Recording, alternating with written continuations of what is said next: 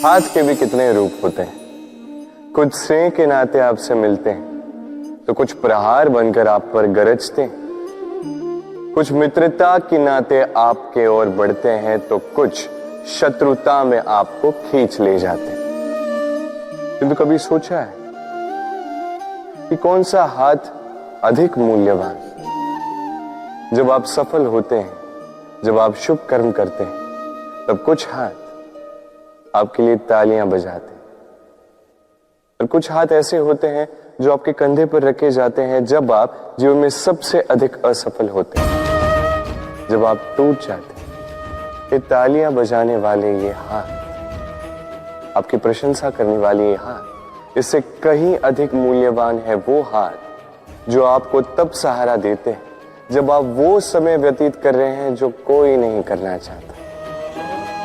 ये आपका संबल बनते हैं और यही संबल है जो जीवन को जीने का आधार आपको देता है। तो एक दूसरे का संबल बनकर रहिएगा, जीवन में सदैव सुख पाएंगे। मनुष्य, प्रत्येक मनुष्य किसी से प्रेम करता है, किसी से घृणा, किसी का आदर करता है तो किसी का तिरस्कार करता है। मनुष्य कुछ भी हो सकता है, स्वस्थ हो सकता है, रोगी हो सकता है, धनी हो सकता है, निर्धनी हो सकता है, मित्र हो सकता है, शत्रु भी हो सकता है।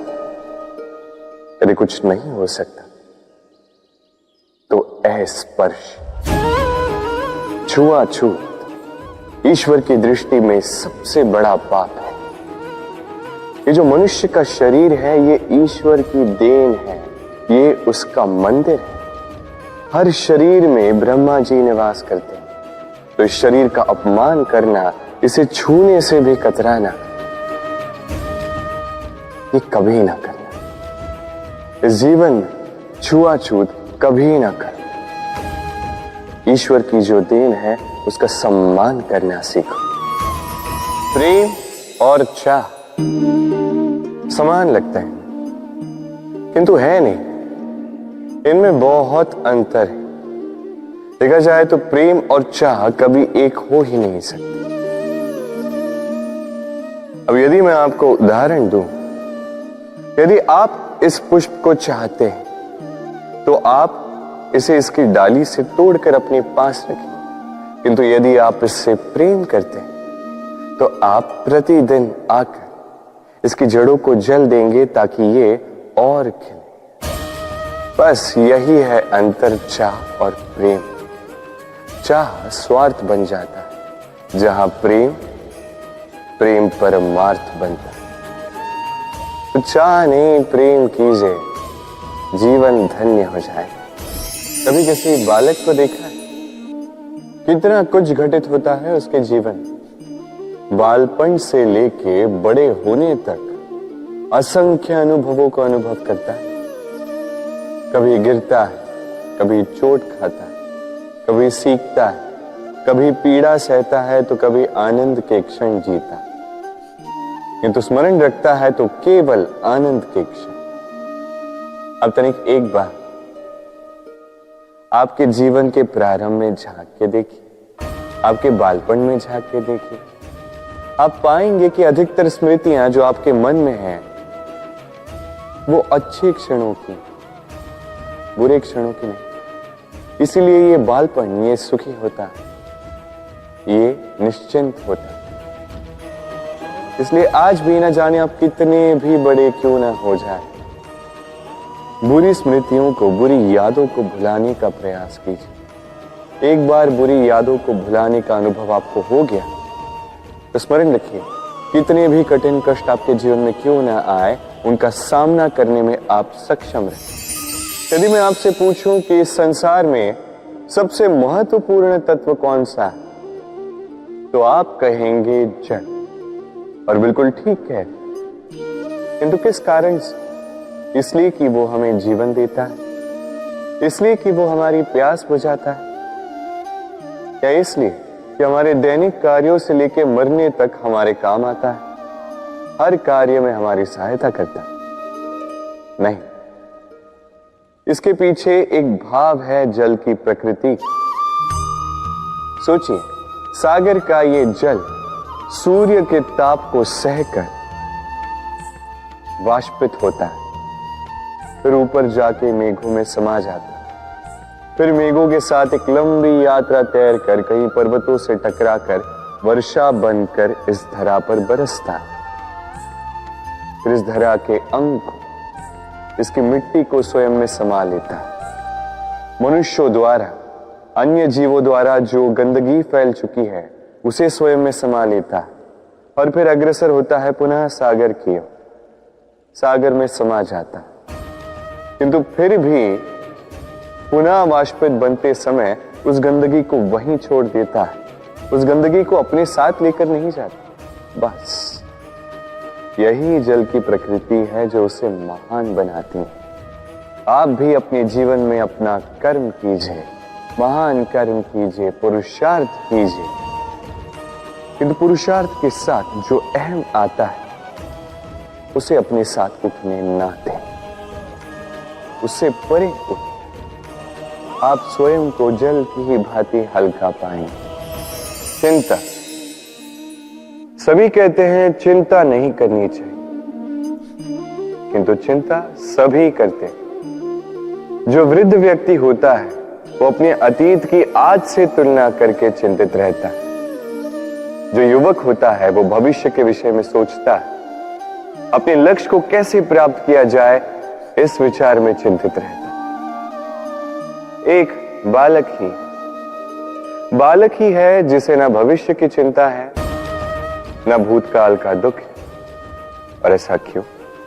क्योंकि वो केवल वर्तमान में जीता और इसीलिए वो सबसे अधिक सुखी है। स्मरण रखिएगा, यदि आप अपने आज पे काम करते हैं, उसमें जीते हैं, उसे ठीक करते हैं, उसे और अच्छा बनाते हैं, तो आपका भूतकाल भी और आपका भविष्य भी अपने आप ठीक हो जाएंगे। इस संसार में जो भी व्यक्ति आता है कुछ न कुछ सीखता है। अब उसके पीछे होता है उसके गुरु का। अब ये गुरु को ये निर्धारित हम करते हैं। कदाचित वो हमारे माता पिता हो सकते हैं, कदाचित मित्र हो सकते हैं, भाई हो सकते हैं, आदर्श हो सकते हैं, कदाचित गुरुकुल में सिखाने वाले गुरु भी हो सकते हैं।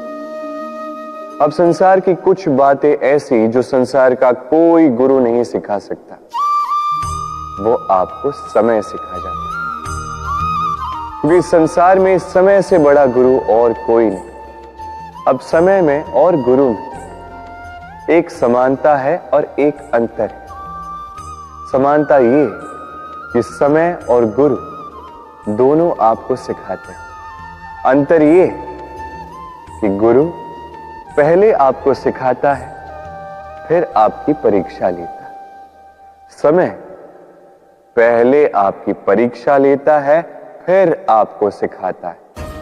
अब शिक्षा प्राप्त करके परीक्षा देना और परीक्षा दे करके शिक्षा प्राप्त करना, ये दो भिन्न बातें।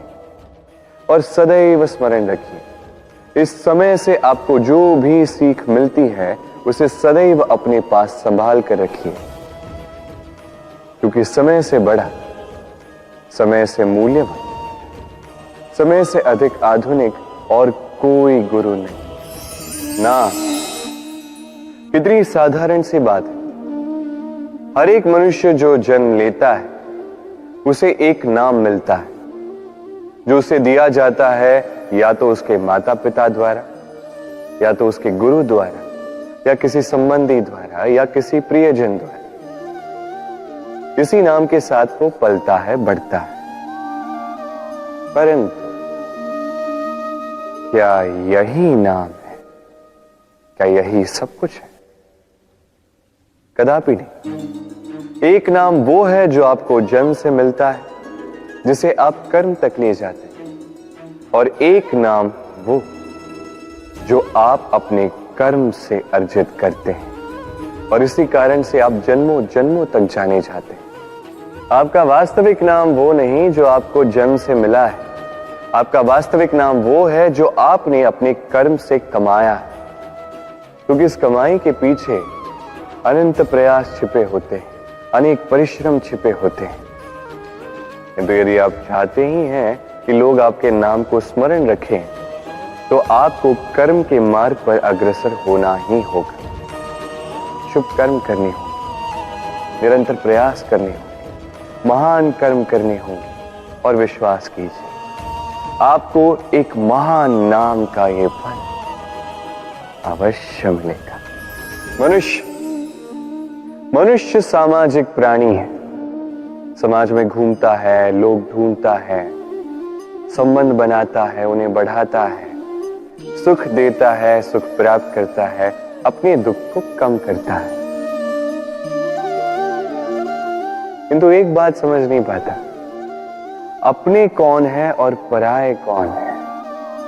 देखिए, अपने वो नहीं जो सुख के क्षणों में आपके साथ रहते हैं, अपने वो है जो दुख के क्षणों में आरंभ से लेके अंत तक आपके साथ खड़े रहते हैं। ध्यान रहे, सुख के क्षणों में जो आपके साथ सम्मिलित होते हैं, ये वो लोग हैं जिन्हें आप चाहते हैं, किंतु जो दुख के क्षणों में, समस्या में, पीड़ा में, अकेलेपन में आपके साथ खड़े रहते हैं, सदैव आपका साथ निभाते हैं, ये वो लोग हैं जो आपको चाहते हैं।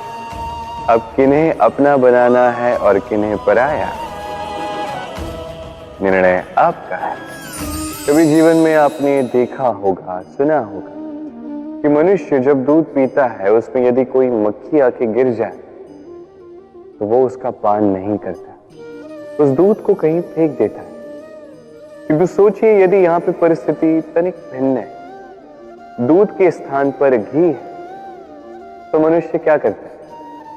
उस घी को नहीं फेंकता, उसमें से मक्खी को निकाल के फेंकता है। इससे हम क्या समझते? यही कि मक्खी अधिक महत्वपूर्ण नहीं, अधिक महत्वपूर्ण है वो पदार्थ घी। अब सोचिए, दूध और घी दोनों उत्पन्न होते हैं गैया से, फिर अधिक महत्वता घी को क्यों दी जाती? वो इसलिए क्योंकि जो जितना तपता है वो उतना खड़ा बनता है, उतना मूल्यवान बनता है, इतना मूल्यवान कि यदि उसमें कोई अवगुण भी हो, लोग उसे अनदेखा कर देते। स्मरण रखिएगा, ये गुण अवगुण ये केवल व्यवहार, किंतु परिश्रम करना, संघर्ष करना, तपना, ये मनुष्य का भाव है। और व्यवहार पे नहीं, भाव पर ध्यान केंद्रित कीजिए, उसे महत्व दीजिए। और आइए मेरे साथ प्रेम से कहें, राधे राधे। हमारे पास अक्सर बहुत लोग आते हैं, कुछ को हम समय देते हैं, कुछ का हम तिरस्कार करते हैं। किंतु तिरस्कार कभी नहीं करना चाहिए। किसी व्यक्ति के आपके पास आने के 3 मुख्य कारण होते हैं: भाव, अभाव और प्रभाव। यदि कोई आपके पास प्रेम भाव से आए तो उसे प्रेम दे, सम्मान दे। यदि कोई आपके पास अभाव में आए तो उसकी आवश्यकता समझे और जितना हो सके स्वयं से उसकी सहायता करें। और यदि कोई आपके पास प्रभाव के कारण आए तो भी उसे समुचित सम्मान दे। स्वयं को भाग्यशाली समझे कि कोई आपके प्रभाव में है। किंतु तिरस्कार कभी ना। तिरस्कार जन्म देता है कुंठा को, और कुंठा किसी को भी आपका शत्रु बना देती। इसीलिए मित्र बनाएं, आनंद लें और मेरे साथ कहें, राधे राधे। हम अपने संबंधों के साथ जीते हैं, उत्सव मनाते हैं, खेलते हैं, खाते हैं, आनंद मनाते हैं। किंतु जब कोई प्रिय हमसे दूर चला जाता है, इस संसार से चला जाता है, तब हम दुर्बल हो जाते हैं, सदा दुखी रहते। क्या ये होना चाहिए? इस प्रकृति को देखिए, वृक्ष पत्तों के झड़ने से शोक नहीं मनाता, वो नए पत्तों के आने का स्वागत करता है। कल आप भी किसी के स्थान पे आए थे और कल आपके स्थान पे भी कोई और अवश्य आए, क्योंकि ये परिवर्तन है, ये इस प्रकृति का नियम है। इसमें शोक कैसे? जो छूटा उसका शोक मनाने के स्थान